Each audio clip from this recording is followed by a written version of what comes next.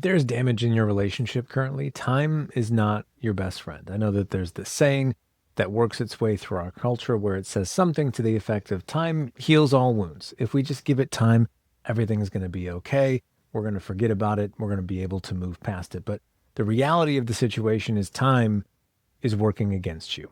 And I want to make sure that with this video, one, we understand that time is not going to be helpful to you, and doing nothing and just waiting for the clock to fix your problems is not a great play. And two, what actions need to be taken so that rather than waiting for things to get better, you can purposefully create change within your relationship. So the person that you care about, the person that you love, the person that you said, let's do this thing for life, you actually build something worthwhile rather than just waiting for it to fall apart. If we just let time do the healing, if we think time is some kind of doctor in this process of change, healing, and growth, you're going to be sorely mistaken, and it's going to hurt in the long run, because what happens when we just let time do the work and we don't do much on our end is the stories start to play out in everyone's heads. So let's just say you are the person that caused harm to the other person in the relationship, your wife, your husband, whatever it might be.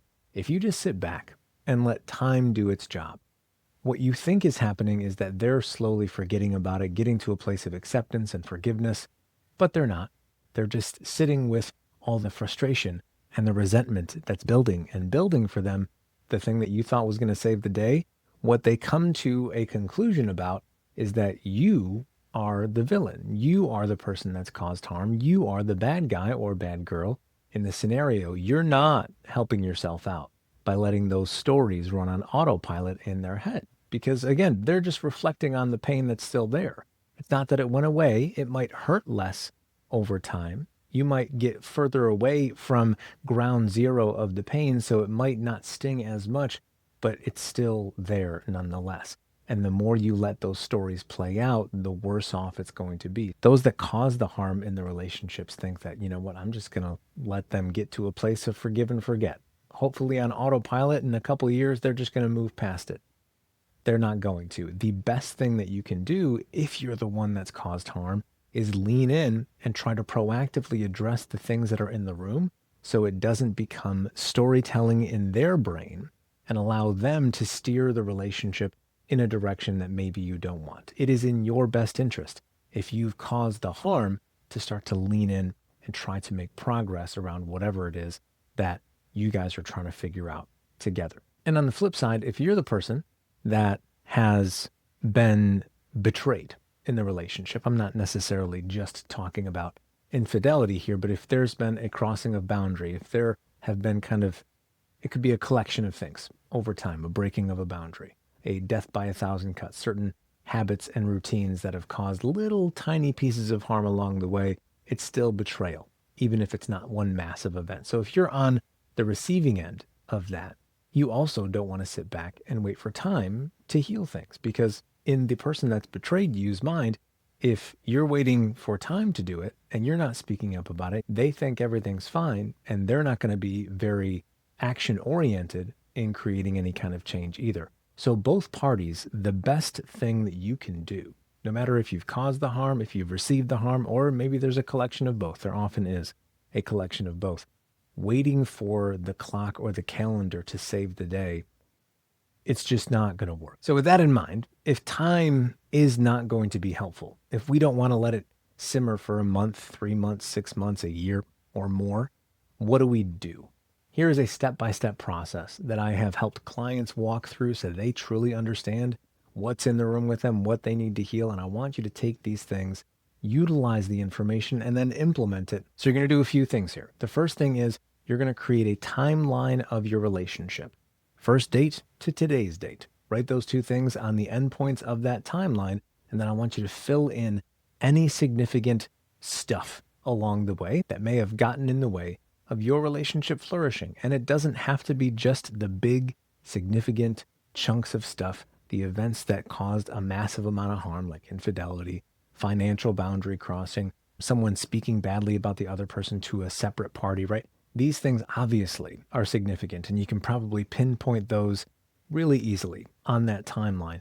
But there are other minor things that aren't malicious that just cause wear and tear on your relationship, on the connection that you have. So I don't want you to dismiss those and act like they're not a big deal, because they are. What do I mean by that? What are some things that aren't huge chunks of harm that can be included in the timeline of your relationship that are still relevant? For me, there are three buckets of activities or things that have happened within the relationship that may have caused some disconnection. The first bucket is called the drift. And this is the wear and tear, the slowly but surely kind of getting disconnected over little things over time. That's where we're getting dismissed in conversation. Conflict never gets resolved. Someone's always saying, yes to the other person to avoid conflict. Someone's kind of avoiding the stuff just so we can preserve the peace, these little bits and pieces over time that cause damage to the relationship. That, although it isn't one big thing, is still significant because, again, it slowly but surely creates this separation. So I want to include that. I want to put that somewhere on this piece of paper. The second bucket is called disruptions. These are not malicious by any means. These are just things that happen. And sometimes you can control them, sometimes you can't, but they are there because life is chaos at times. And this might include having a kid. Every time you have a kid, it's going to disrupt the relationship and the dynamic that's there. So that would be a disruption. Another disruption might be getting a new job or moving across country, moving across town.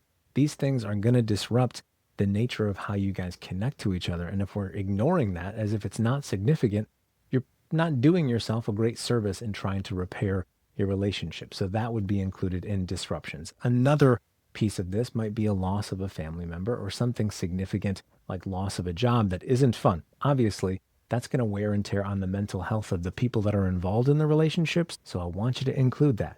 Was it malicious? Did the other person try to harm you by doing these things? No, but it definitely disrupted what was at play there. So that should be included in this timeline that you're creating.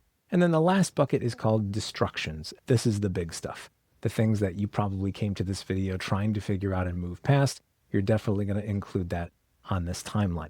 By doing all of that, by writing it all down on this timeline, now you have tangible proof, or at least a tangible look at how your relationship over time has kind of regressed or eroded, right?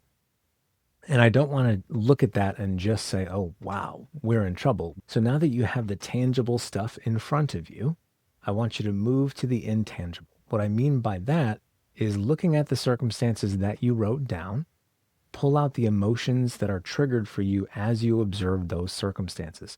So if certain things that happened caused you to feel insecure, caused you to feel anger, caused you to feel lonely, or anything in that realm, I want you to make note of that, because when we try to resolve or rebuild or reset your relationship, the circumstances are irrelevant in many ways. What's really at the heart of what we're trying to figure out is how did we feel and why did it hurt? Because if we can talk about that, then we can finally accept what's there, take ownership for certain things that we contributed to the relationship and move beyond them. But if you keep fighting about the random things that have happened over time, some malicious, some not, you're going to keep spinning your wheels. So the intention is you make the timeline. These are tangible things. We pull out the intangible emotions that are at play there, and then we start having a conversation about how we felt as these things happened.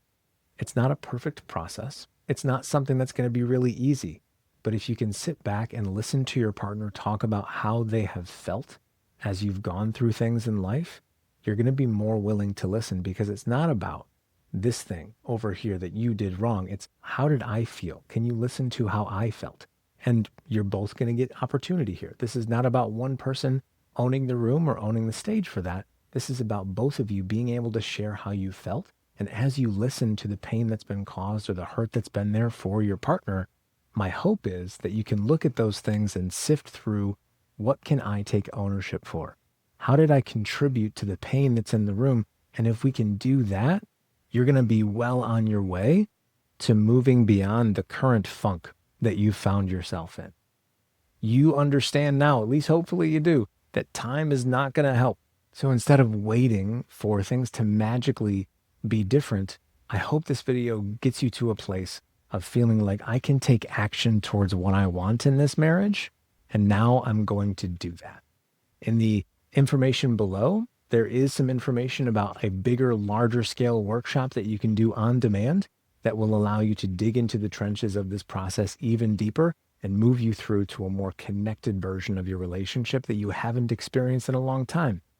Probably because you've been waiting for things to get better. So, time does not heal a wound. It might get you further away from the pain point, but it doesn't heal anything. Action is the thing that heals your marriage. My hope is that this video allows you to move in the direction of what you want. Thanks for watching, and make sure that you subscribe if you haven't already.